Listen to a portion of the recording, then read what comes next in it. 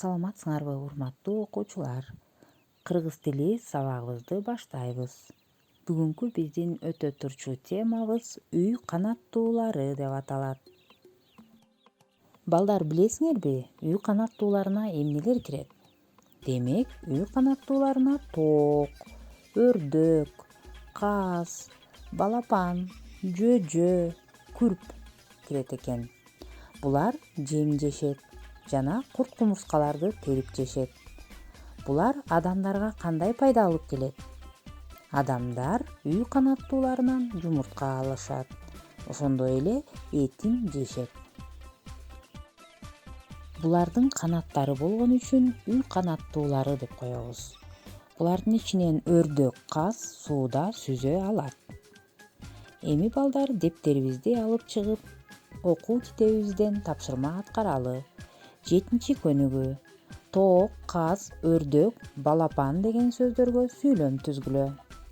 Андан кийин 8-көнүгүдөгү шайыр каздар деген ырды обону менен ырдайбыз.